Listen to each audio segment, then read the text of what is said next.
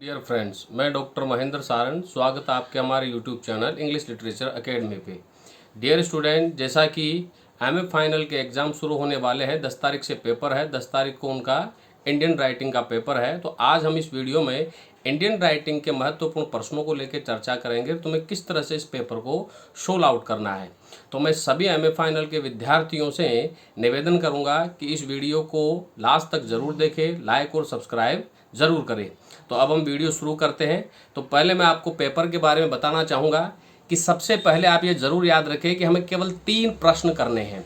आप इसमें सेक्शन की कोई बात देता नहीं है। आप किसी भी सेक्शन से कोई से भी, यानी कि टोटल पेपर में से आपको 3 प्रश्न करने हैं और प्रश्नों के जो जवाब आपको देने हैं वो पूरे वर्ड लिमिट को कंप्लीट करते हुए देने हैं। प्रत्येक बड़े प्रश्न में कम से कम 10 से 12 पॉइंट आपको लिखने हैं। याद रहे, राइटर का इंट्रोडक्शन, थीम, प्लॉट और समराइजेशन और कैरेक्टर को बहुत अच्छे तरीके से लिखे और लास्ट में कंक्लूजन और क्रिटिकल कमेंट में को अच्छे तरीके से डिफाइन करें। अब मैं बात करना चाहूँगा इसके पेपर पैटर्न के बारे में कि इसका पेपर पैटर्न क्या होगा और महत्वपूर्ण प्रश्न किस में से आएंगे। तो सभी छात्र बड़े ध्यान से सुने। हमारे सेक्शन ए में अरबिंदो, निसिम एजिकेल, जयंता महापात्रा, ए.के. रामानुजन, कमला दास और के दारूवाला है।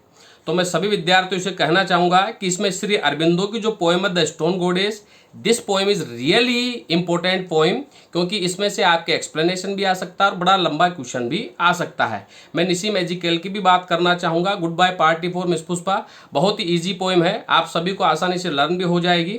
और कमला दास की जो पोएम है वर्ड्स और स्पॉइलिंग द नेम, ये पोएम्स आप लर्न करिए और इन्हीं में से ही आपके महत्वपूर्ण प्रश्न और एक्सप्लेनेशन आने की पूरी संभावना है। अब मैं बात करना चाहूँगा सेक्शन बी की। सेक्शन बी में हमारे पास भारती का अंधा युग है, महेश दत्तानी का फाइनल सॉल्यूशन है और गिरीश कर्नाड का टेली डांडा है। तो मैं सभी छात्रों को ये बताना चाहूँगा कि आप फाइनल सॉल्यूशन या टेली डांडा में से किसी भी एक को आप अच्छे तरीके से कंप्लीट कर लीजिए। वैसे दोनों के ही प्रश्न आएंगे आपके, आप फाइनल सॉल्यूशन और टेली डांडा को याद कर सकते हैं। मैं सलाह देना चाहूँगा आपको टेली डांडा को ही, आप टेली डांडा को अच्छे तरीके से लर्न कर सकते हैं। इसमें कहानी जो है वो बहुत अच्छी है, इंटरेस्टिंग कहानी है, कैरेक्टर आपको अच्छे तरीके से लर्न हो जाएंगे। तो याद रखिए कि जब आप इसको कंप्लीट करें तो आप इसमें कैरेक्टराइजेशन को अच्छे तरीके से डिफाइन करें। अब मैं बात करना चाहूँगा सेक्शन सी की। सेक्शन सी में एम.के. गांधी का हिंद स्वराज है। लिखने को बहुत मैटर है कि महात्मा गांधी के राजनीतिक, सोशल और किस तरह के उनके इकोनॉमिकल विचार थे, उन विचारों के बारे में आपको डिफाइन करना है और किस तरह से उन्होंने स्वतंत्रता आंदोलन के लिए लड़ाई लड़ी, उनकी सोच क्या थी, तो उस सोच के बारे में हिंद स्वराज में लिखना है। तो आप महात्मा गांधी के पूरे जीवन चरित्र को अगर जानते हैं तो हिंद स्वराज का क्वेश्चन आप अच्छे तरीके से कर सकते हैं। फिर मैं इसमें अनंत मूर्ति का संस्कारा की बात करूंगा। परनेशाचार्य की बहुत अच्छी कहानी है जिसमें नारा नप्पा है, चंद्री है, आप अच्छे तरीके से इसके याद कर सकते हैं। कहानी बहुत इंटरेस्टिंग है, कैरेक्टर भी आपको अच्छे लर्न हो जाएंगे क्योंकि इसमें सहारा ब्राह्मण और दुर्वासा ब्राह्मणों की ये कहानी है। और फिर इसमें आप चाहें तो राजमोहन वाइफ जो है बंकिम चंद्र चटर्जी की, ये भी अच्छे तरीके से लर्न कर सकते हैं, ये भी बहुत अच्छी कहानी है।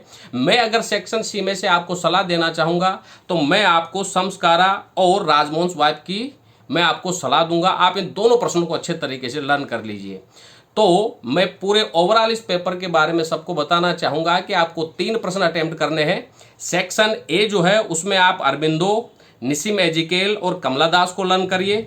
सेक्शन बी में से आप टेली डांडा, मेरी जो पहली प्रायोरिटी है, आप फाइनल सॉल्यूशन भी लर्न कर सकते हैं। सेक्शन सी में आप राजमोहन स्वाइप और संस्कारा को लर्न कीजिए। ये सारे क्वेश्चन बहुत इंपॉर्टेंट है, याद रखिए। आपको वर्ड लिमिट कंप्लीट करते हुए इसके आंसर लिखने हैं, बिना आप पॉइंटों के कोई भी आंसर न लिखे। और लास्ट में कंक्लूजन और क्रिटिकल कमेंट को ज़रूर लिखे जिसमें स्टाइल, एटमॉस्फेयर, थीम, प्लॉट, उसकी लैंग्वेज क्या है, थीम, साउंड, ये सारी चीज़ें आप उसमें डिफाइन कीजिए। और आप महत्वपूर्ण जो बिंदु है उनको अंडरलाइन जरूर कर सकते हैं ताकि एग्जामिनर का उसके ऊपर ध्यान जाए और एग्जामिनर आपको अच्छे नंबर दे उसमें क्वेश्चन में। तो ये आपके हाथ बात है कि आप किस तरह से इसको डिफाइन करते हैं। अंत में मैं ये जरूर कहना चाहूँगा, लैंग्वेज का और लिखने की स्टाइल का पूरा ध्यान रखें, वर्ड लिमिट का पूरा ध्यान रखें। इस तरह से आप इस पेपर में अच्छा स्कोर कर सकते हैं। तो डियर स्टूडेंट, वीडियो को जरूर लाइक और सब्सक्राइब जरूर करें, शेयर जरूर करें। Thank you very much. किसी भी विद्यार्थी को किसी भी तरह से कोई प्रॉब्लम रहे तो वो मुझे मेरे बताए हुए जो नंबर है उन पर कॉल कर सकता है। मेरे इसी चैनल पर नंबर दे रखे हैं, वो मुझे किसी भी तरीके से किसी भी प्रश्न के बारे में मेरे से डिस्कस कर सकता है। Thank you very much dear friends.